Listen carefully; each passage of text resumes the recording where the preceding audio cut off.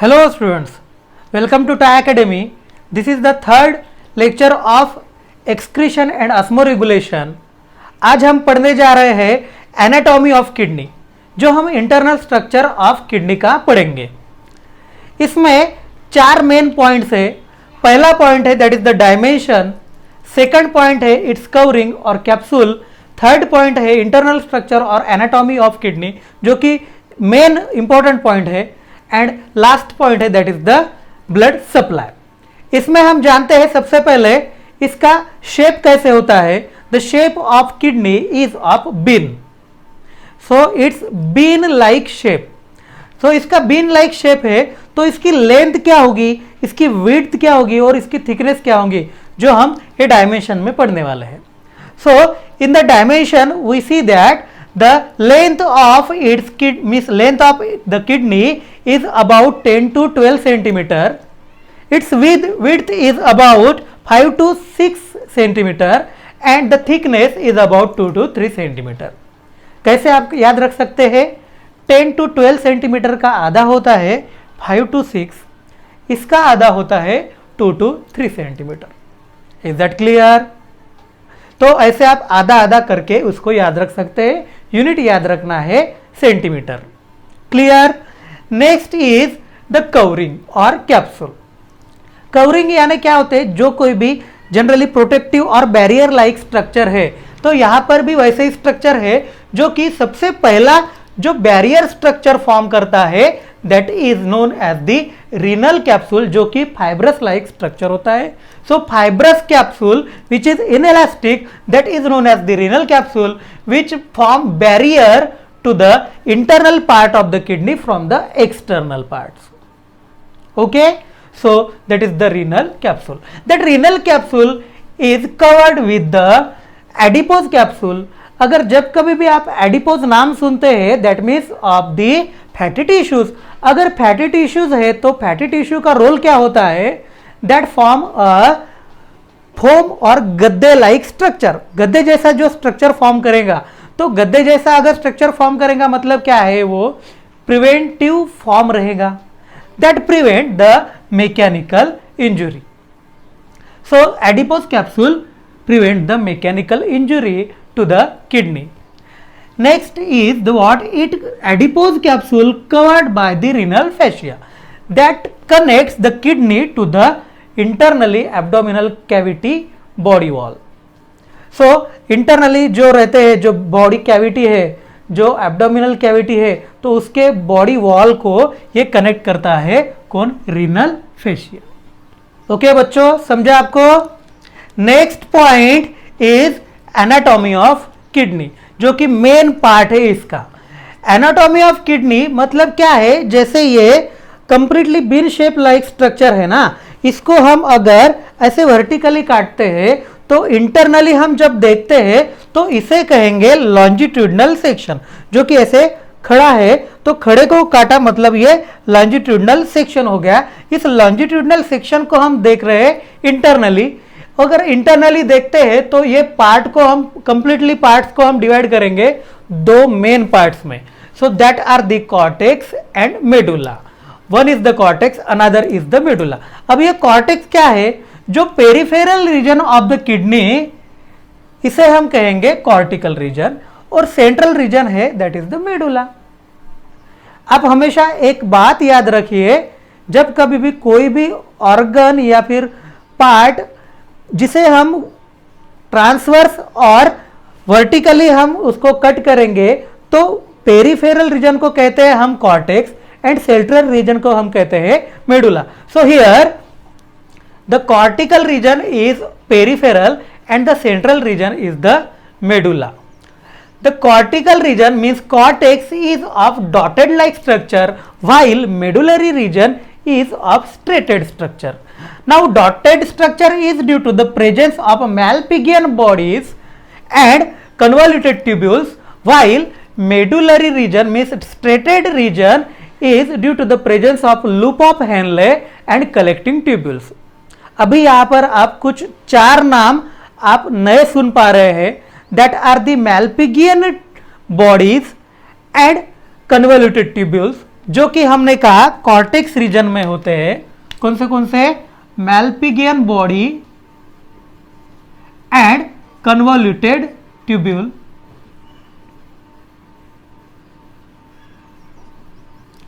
और यहां पर हम देख रहे हैं loop of Henle and what collecting duct और कलेक्टिंग ट्यूब्यूल। तो ये चार नाम आपने अभी सुने, तो ये क्या है आपको ये याद रखना है। The basic structural and functional unit of kidney is the nephron. So this is the structure of nephron. In this structure you can see the Malpighian body and renal tubule. Malpighian body is divided into two parts. One is the cup-shaped structure, that is the Bowman capsule, and the bunch of capillaries here that are the glomerulus.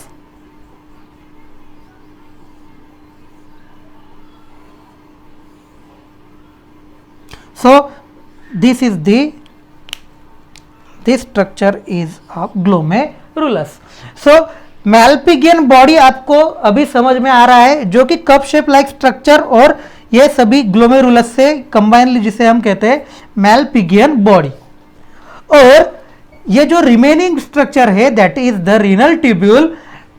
और renal tubule में है जो coiled duct है, इसे हम कहेंगे convoluted tubule, इसे भी हम कहेंगे कन्वोल्यूटेड ट्यूब्यूल। लेकिन इसके बीच में जो लूप ऑफ हेनल है, तो इसको दो पार्ट में हम मतलब पार्ट किए हैं, दो पार्ट में इसको डिवाइड कर दिया है।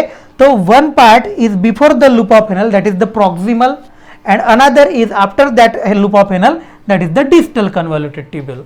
सो ये कन्वोल्यूटेड ट्यूब्यूल्स और ये मैल्पिगियन बॉडीज रहते हैं कहां पर, ये कॉर्टेक्स रीजन में, मतलब फॉर्म करेंगे dotted reason.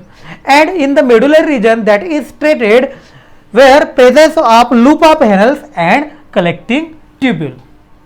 Is that clear?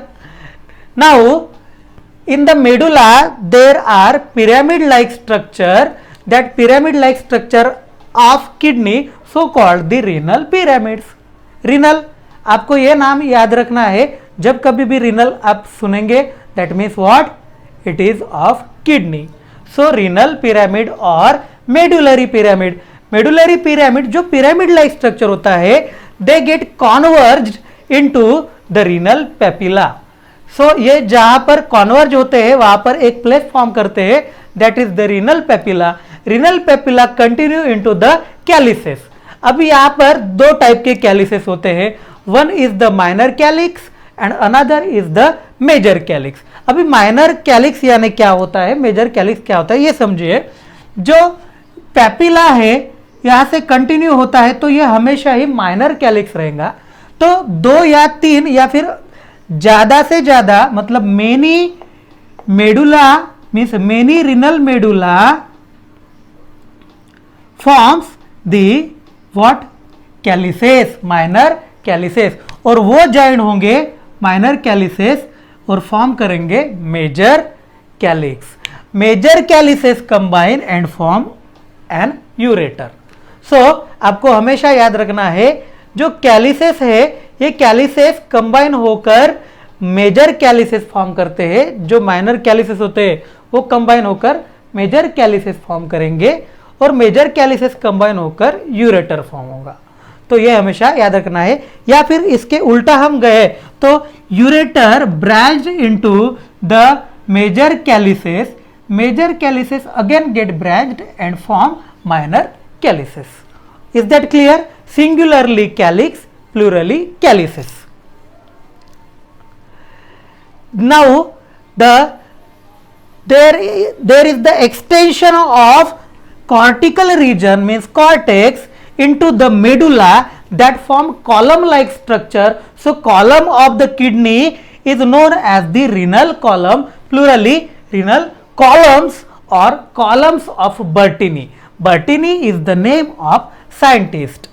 Okay, now the concavity of this kidney is known as the hilum that form notch like structure from which ureter and veins exits while artery gate enter into the kidney through the hilum region. So this is about the anatomy of kidney. Okay बच्चों, समझा आपको? The next point is blood supply. Blood supply, आपको हमेशा एक बात याद रखनी है ब्लड सप्लाई के बारे में. जब कभी भी हम ब्लड सप्लाई देखते हैं तो एक बात याद रहती है, वो क्या? हार्ट होता है. सो हार्ट से कंटिन्यू बाहर कौन निकलता है? ऑर्टा, जो लार्ज वेसल है, बड़ा pipe like structure. So that is the aorta. Aorta get branched into the arteries. Arteries turns into the arterioles. Arterioles turns into the fine capillaries. Capillaries get reunite and form the what? Venules. Venules get reunite and form veins. Veins get reunite and form the vena. क्या हुआ? जो कि कहां पर enter करता है? Which enters into the heart and complete blood cycle means the circulation of blood get happen. Okay, so blood यहां से निकलेगा, ऑर्टा में जाएगा, ऑर्टा से आर्टरी में, आर्टरी से आर्टेरियोल्स. सो ऐसे ये क्या है? एक outline generalised structure of what? Blood supply to the any part of the body. वैसे ही यहां पर हम देखेंगे तो सिमिलर स्ट्रक्चर है. कुछ चीजें हम जोड़ देंगे यहां पर क्या होता है. तो ये ऑर्टा आया है. ऑर्टा कहां से आया है? हार्ट से आया है. तो aorta turns into the artery. That artery is of the kidney, so called the renal artery.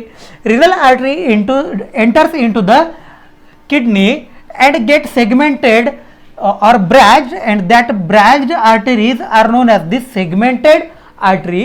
Segmented artery ये यहां पर जाएगी और इस टॉप पर जाकर वहां पर फॉर्म करेंगे आर्कुएट आर्टरी.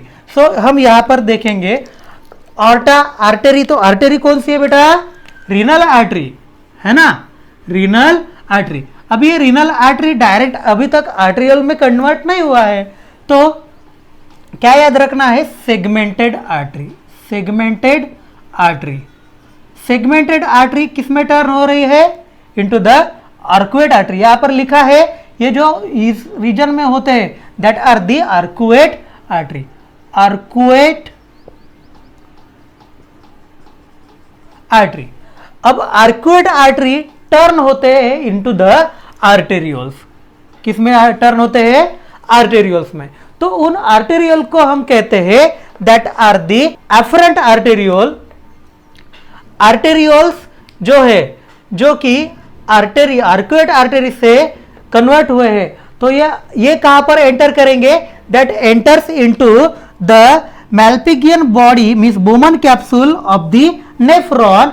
ये बोमन कैप्सूल में एंटर करेंगे तो इसे हम कहते हैं एफरेंट आर्टेरियोल. कौन सा? Efferent arteriole.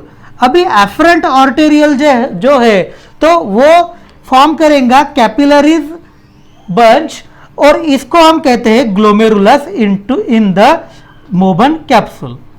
और ये कंटिन्यू होगा, रिजॉइन होकर, रियूनियन होकर अगेन आर्टेरियोल फॉर्म कर रहा है and that is known as the efferent arteriole. अभी आपके माइंड में एक क्वेश्चन आ रहा है, कौन सा? कि अगर यहां पर कैपिलरीज है तो ये रिजॉइन होकर क्या फॉर्म करने वाले चाहिए? ये फॉर्म करने वाले चाहिए वेन्यूल्स, है ना.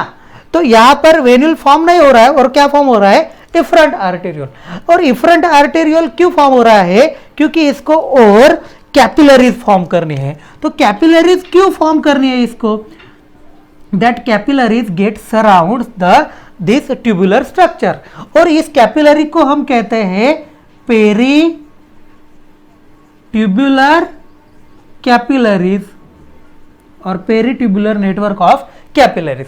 सो peri means what? Peri means peripheral region covers कर रहा है. किसको? ट्यूबुलर रीजन को. सो ट्यूब को, ये कॉइल्ड ट्यूब को. सो peri tubular capillaries. So peri tubular capillaries form करके क्या करने वाला है ये आर्टेरियोल? तो जब कभी भी यहाँ पर फिल्ट्रेट फॉर्म होता है, सो दैट फिल्ट्रेट, वो कंप्लीट फिल्ट्रेट जो है वो यूरिन में फॉर्म नहीं होता, वो कंप्लीट, जिस उसे हम यूरिन नहीं कह सकते, उसमें से अप्रोक्सीमेट 99.2% वो क्या होगा, रीएब्जॉर्ब होगा। मतलब उसमें से जो फिल्ट्रेट यहाँ पर फॉर्म हो रहा है, तो ये फिल्ट्रेट से अप्रोक्सीमेट 0.8% ही क्या फॉर्म होगा, यूरिन फॉर्म होगा। मतलब उतना क्या होगा, रीअब्जॉर्ब होगा। ठीक है, सो ब्लड में रीअब्जॉर्ब होगा यूजफुल मटेरियल। उसके साथ में कुछ अनवांटेड हार्मफुल मटेरियल जो ब्लड में बचा है, वो भी इसको गिव अप करना है, तो वो भी इस यहाँ पर छोड़ना है ट्यूबल्स में। तो उसी के लिए यहाँ पर होते हैं पेरीट्यूबुलर कैपिलरीज। तो पेरीट्यूबुलर कैपिलरीज फॉर्म होते हैं from the efferent arteriole. That's why the capillaries from the glomerulus, means जो इसे हम कहते हैं ना, ये वोमन कैप्सूल से जो कैपिलरीज है, तो वो capillaries comes out and form efferent arteriole, not venules, for the formation of what, peritubular capillaries. Okay, is that clear? Now the efferent arterioles, it turns into the peritubular capillaries. So that's why the bunch of capillaries that are known as the glomerulus, so glomerulus जो है वहां से continue efferent arterial होता है, ना कि venules. क्यों? क्योंकि इसको फॉर्म करना है अगेन कैपिलरी का नेटवर्क, जिसे हम कहते हैं पेरीट्यूबुलर कैपिलरीज। वो ज्वाइन होंगे और फॉर्म करेंगे वेन्यूल्स, एंड देन वो ज्वाइन होंगे और फॉर्म करेंगे वेन्स, और वेना क्या हुआ, और ये हार्ट तक चला जाएगा, जो ब्लड यहां से बाहर निकलेगा।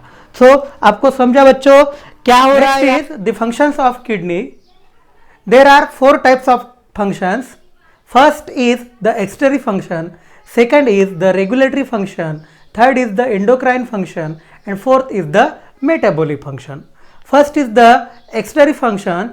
In the excretory function, the kidney which excrete the nitrogenous waste, that is the urea, creatinine. Urea is from the protein metabolism, creatinine from the muscle metabolism, then uric acid is from the nucleic acid metabolism, bilirubin is from the hemoglobin metabolism, and drugs and toxins, these all are excreted by the kidney.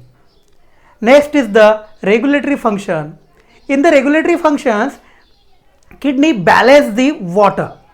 Now if there is a need to maximum amount of water to the body, then it does not, kidney does not excrete the maximum amount of water.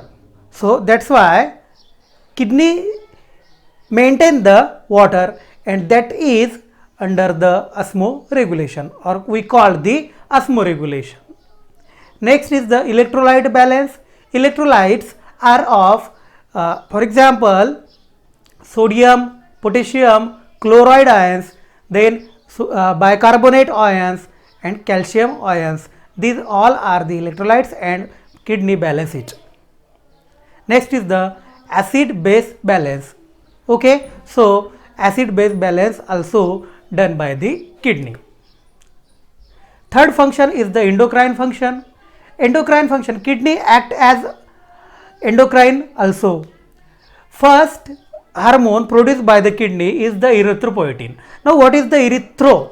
Erythro, that is related to the red, and erythrocyte means what? Red blood corpuscle. Now red blood corpuscle, okay, you are well known about the RBCs, and the formation of that RBC is known as the erythropoiesis. That means erythropoiesis, poiesis means formation. So the अभी आपको पता चल गया है कि यहाँ पर अगर मैं कहता हूँ कि erythropoietin, that means what? It is the hormone which is responsible for the formation of the erythrocytes. Next is the calcitriol. Calcitriol, that is responsible for the formation of the what? Activation of the vitamin D. Okay. Next is the what? Thrombopoietin. Thrombo means thrombocytes. You are well known about the thrombocytes, that are the platelets. Now the thrombopoiesis means the formation of platelets.